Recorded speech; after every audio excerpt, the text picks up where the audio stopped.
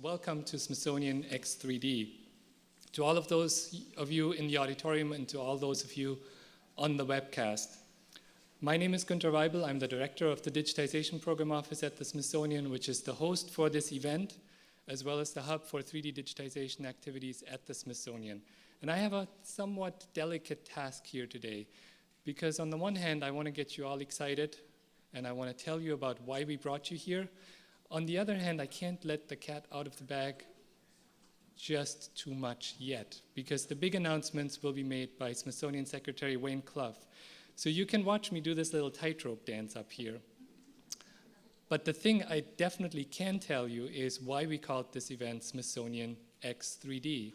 What we really wanted to denote is that what you see here, what you're going to see evolve over the next 2 days here is a 167-year-old institution meeting head-to-head with cutting-edge 21st century technology.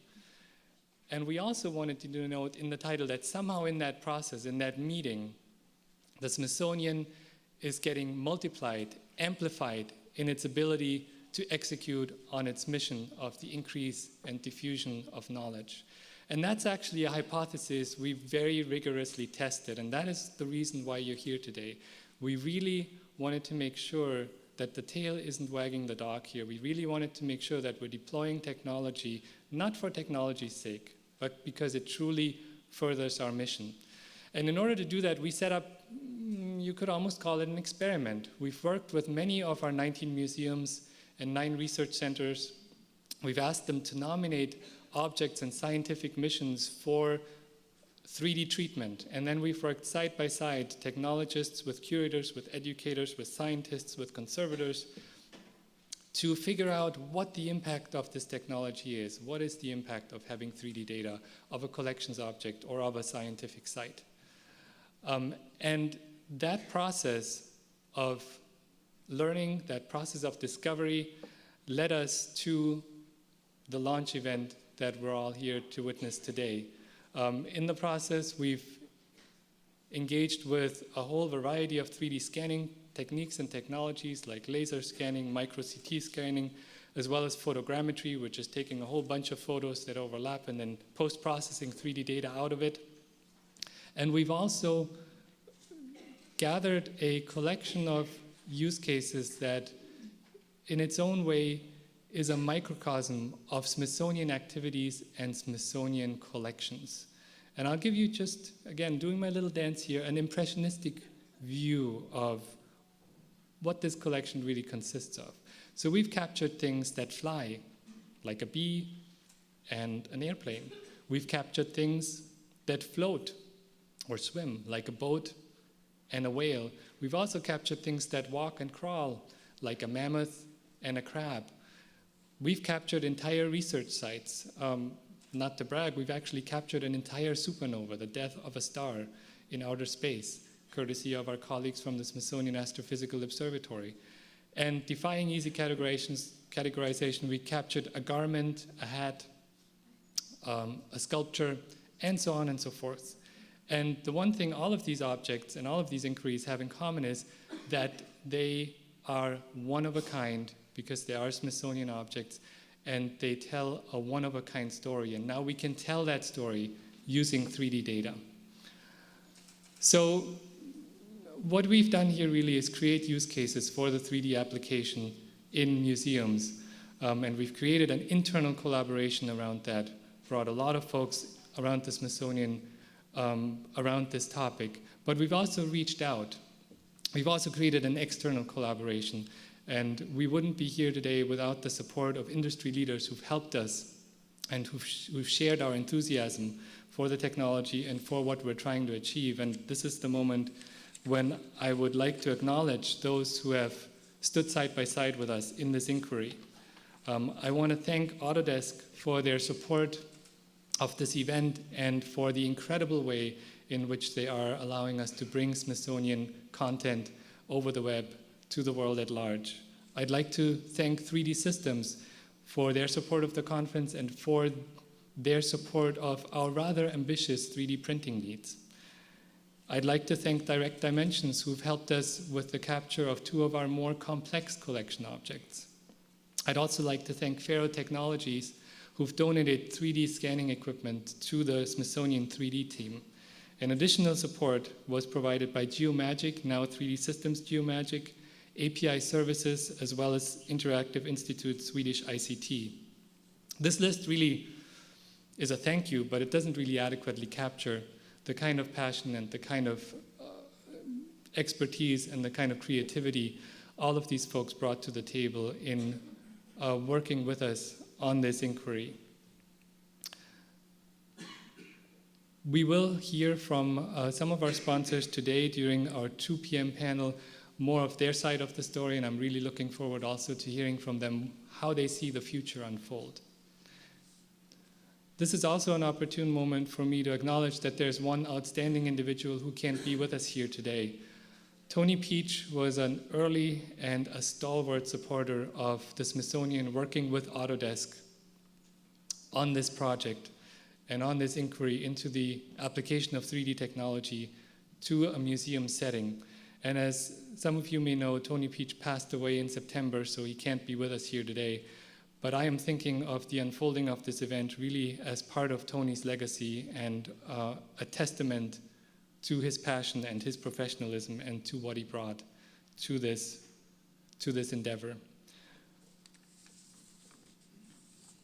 And at this point, I want to close by just taking stock of what has been achieved through the passion of Tony, through the passion of all of our sponsors, through the passion of the colleagues at the Smithsonian who rallied around this investigation and who've worked with us on it. And it's really quite remarkable, I think. So it's not just that 3D technology supports the Smithsonian mission. We actually think that we can go further than that and say that it has the potential to revolutionize core functions of the museum. So we have use cases that show that a scientist goes out into the field and rather than coming home with specimens, they come home with the 3D data.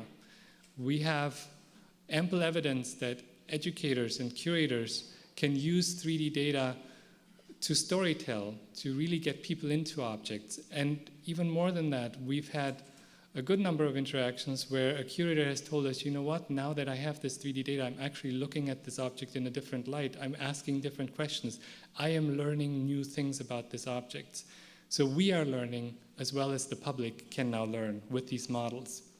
And we've had conservators who have used 3D data to document the state of an object over time to look for how that document's geometry may change over time, what kind of degradation may happen, and how we may be able to intervene in that.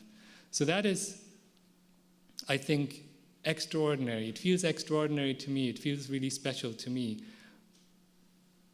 But in addition to that, what feels so extraordinary today may just be the ordinary and the mundane future of museums. And this is what we're here to ponder, and this is what we're here to celebrate.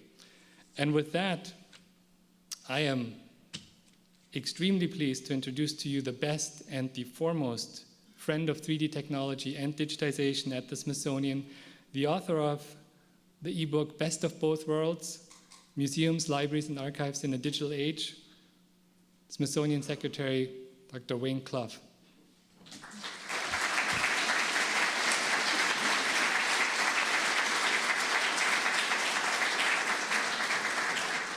Thank you. Thank you, Günter, and thank you for your leadership and your willingness to take risks at an institution that at one time I think was a little bit risk averse. We've worked to position the Smithsonian into a place now where we can do things where we don't always succeed. That's okay. That's just the way it works. I learned that when I taught at Stanford for a long time in Silicon Valley. Günter and his team, Vince and Adam, have done tremendous work for us, and we would not be here today without them. And I'm used to being at a university when I usually talk about a team or an effort in a certain area, I can proudly say, well, we have 90 faculty in computer science or something like that. But at the Smithsonian, I can proudly say we have 3 people in our 3D team, and those 3 people have made all the difference in the world. Now, how do 3 people do that? Well, I'm just a cheerleader personally. I'm trying to support what they do in every way I can because I think it's so important, as I'll explain shortly. But it's just as Günter mentioned, it's our great team players who are working with us. We couldn't do it without the help of our players, or our 3D, the support that we have from our sponsors and those who are willing to join with us in this journey. We also expect to have many, many more partners in the museum world in the near future as we move down this road. On the screen and in front of you, you will see some of the objects that Günter referred to that I think are outstanding exemplars of what technology can produce for us at this stage. And of course, this is a very early stage, but it's quite remarkable. And what I think you will understand very shortly, the unique thing about the Smithsonian is we do history, art, science, and culture. Most museums, and we're much more than a museum, actually do one thing. They are sort of monocultured as opposed to universities that are many-cultured. The Smithsonian is more like a university than anything else.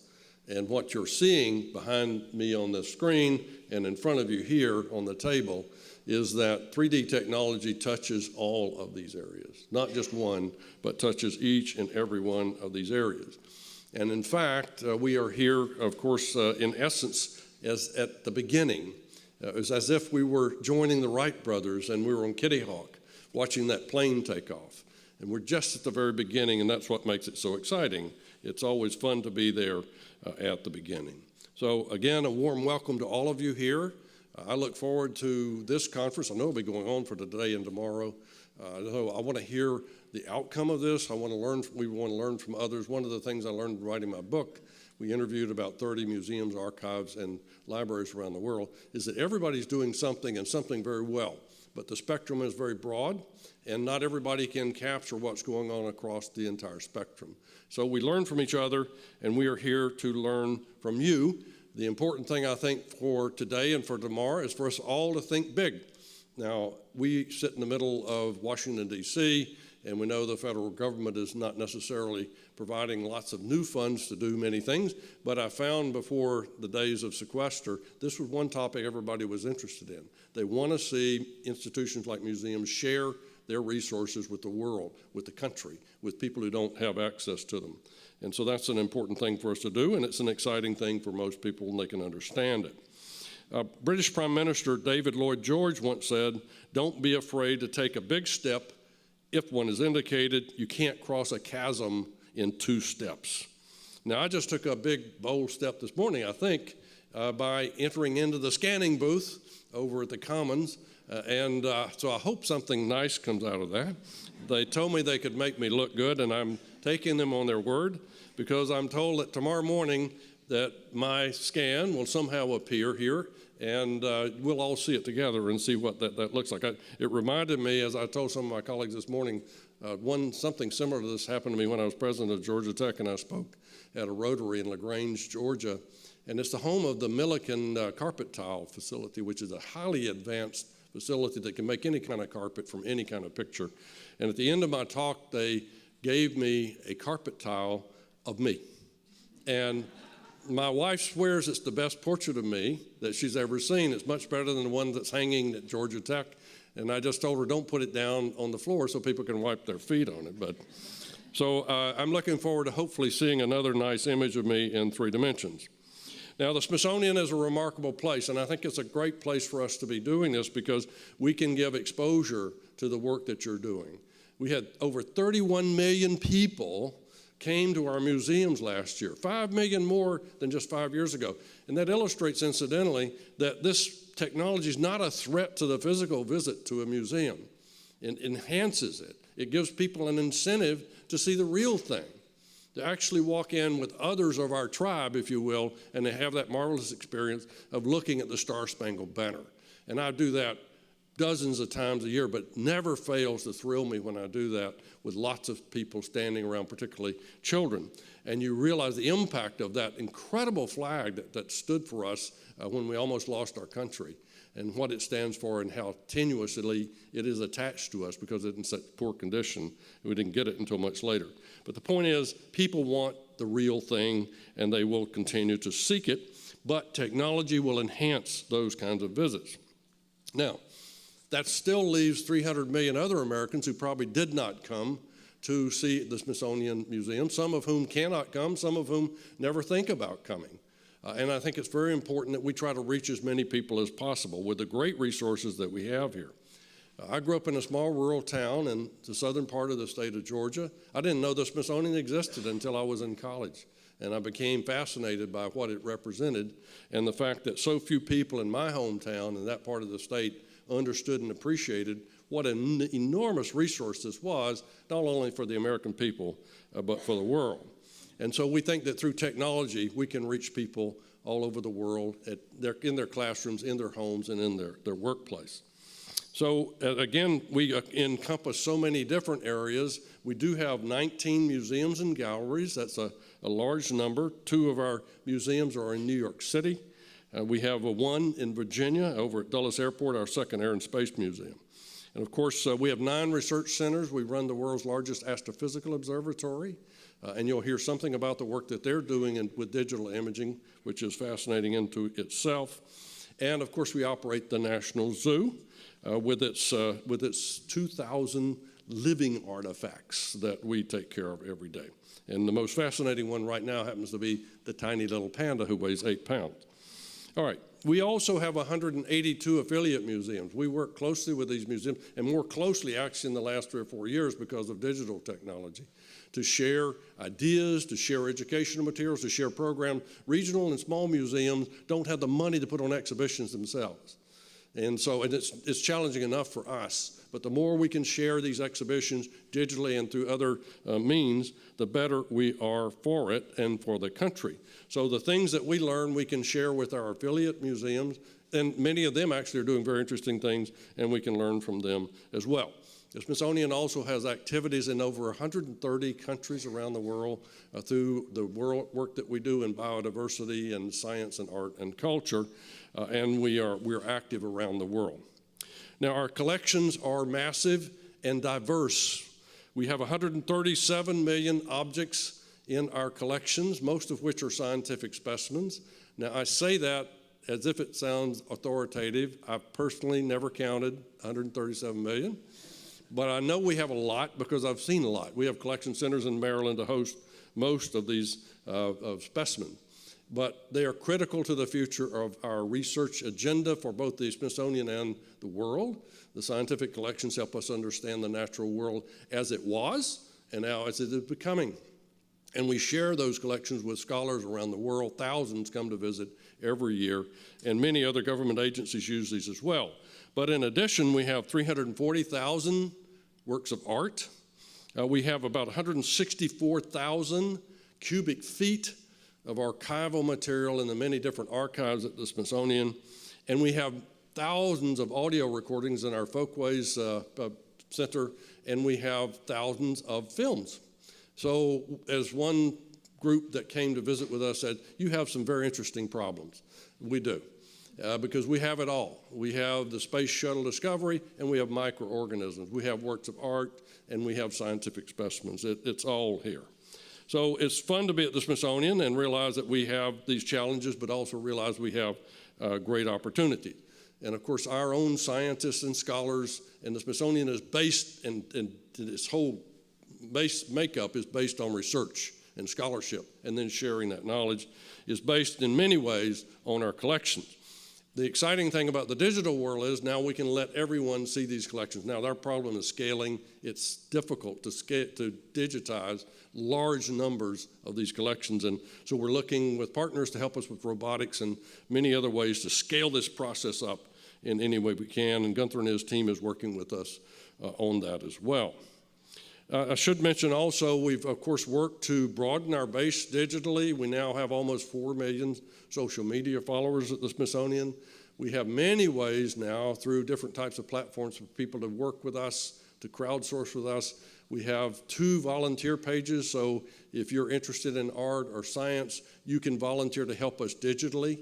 We have 6,000 or so volunteers who work under contract. We couldn't do our work without them. But we put up our transcription center just a little while back without any advertisement, and 1,100 people signed up the first day to help us transcribe cursively written documents, of which we have thousands, and convert them into digital documents so that everyone can have access to them. So we're busy adopting technology, not for its end to itself, but because of what it does for our ability to share the great resources that we have. Well, today, of course, is about three-dimensional imaging technology. And as I said, it's an honor for me to work with our team. And so I have been given the honor, if you will, of announcing what you're seeing on the screen behind me and in front of you.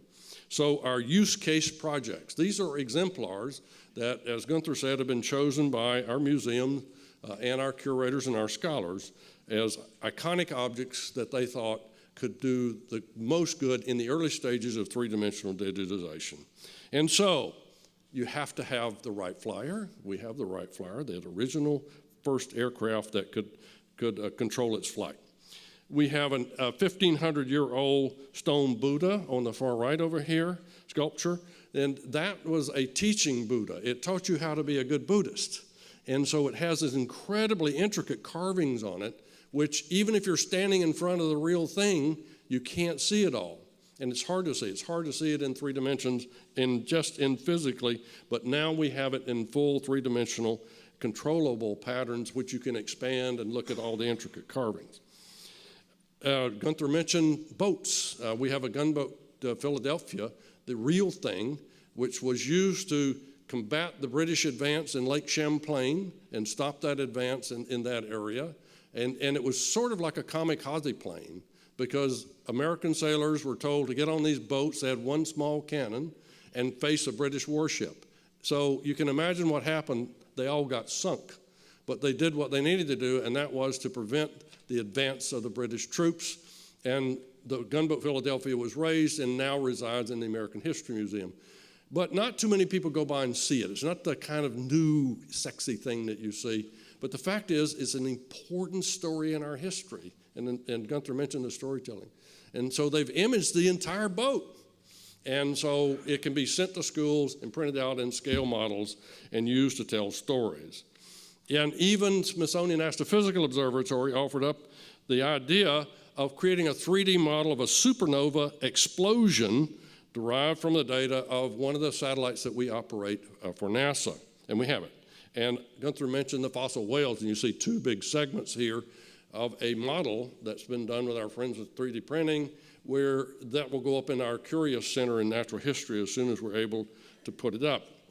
And these were fossils that were found in the Atacama Desert in Chile. We do a lot of work in Chile in astronomy as well as in natural history.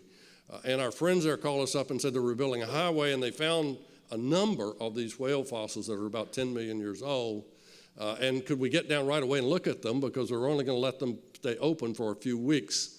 And our folks normally would take years to map out a site like that. But in fact, they were able to, with the 3D technology, do it quickly and efficiently, and then have the data for our scientists to study, and then for researchers, and as well as for educators to use as well. Also, it's important to note that we're announcing our 3D Beta 3D Explorer, and you can download this. This is a plug-in unit, free, that presents you with a tool to explore and examine these objects in detail and actually display them, if you will, in social media and on remote websites. And so that's another exciting development that we have for you today. You can download these 3D models for your personal use as well as those for educational use as well. So that's exciting. And now we have showcase videos for each of these objects. We'll have them all, but right now we have 5 that you can see to document the impact of the 3D technology.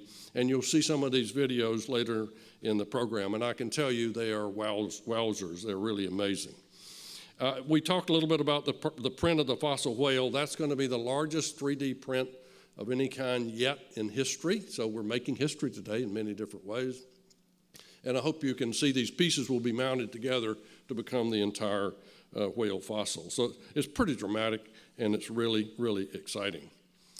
So here we are, and we are looking, hopefully, to the future with the Arts and Industries building, which is next door over here, that's been closed for 8 years, that when we reopen that in late 2014, early 2015, we would like to bring the work that Vince and Adam and Günter are doing into that facility so the world can see it. Right now, they do their work out in Maryland. It's a little bit invisible to people.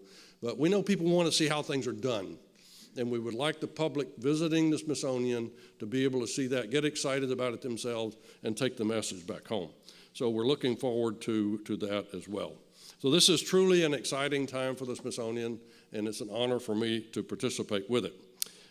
Daniel Burnham, the great architect who actually helped design the Natural History Museum, once said, "Make no little plans, for they have no magic to stir men's souls." And that's what we're about today, is making no little plans, but making plans with magic. Now, it's my honor also to introduce the next speaker. So pundits, of course, sometimes call the nation's capital Hollywood on the Potomac. I'm not sure how they got to that, but probably was an older version of that. Well, it's partially true, and for a positive reason. I happen to be a movie buff, and I love to go to movies. And I love what's on screen, and I appreciate what goes off on screen to make things happen. Of course, so much of this is driven by digital technology today. Now, you may not recognize our next guest in person, but you have seen the fruits of his labors in films such as The Matrix, Spider-Man 2, Superman Returns, The Curious Case of Benjamin Button, and Avatar. You may have seen his 2004 film, The Parthenon, that used 3D scanning and inverse global illumination and image-based lighting to virtually reunite the Parthenon and its sculptures, which have been moved elsewhere. This work contributed to the depiction of the Parthenon's history for the 2004 Olympics. Many people featured it. Our keynote speaker is a member of the Visual Effects Society, the Academy of Motion Picture and Arts and Sciences, and the Academies of Science and Technology Council. He's a veteran in the application of 3D technology, and it's true to say he's changed the way films are made. He is a true pioneer. He's a research professor at the University of Southern California and an associate director of the graphics research at USC's Institute for Creative Technologies, and a co-author of the book High Dynamic Range Imaging, and of course, an outstanding educator. He earned his PhD from Cal Berkeley, which I can appreciate. I'm a Berkeley guy. I'm an old blue as well, and who can argue with that? Different times, different generations, of course. So please welcome Paul Debevec.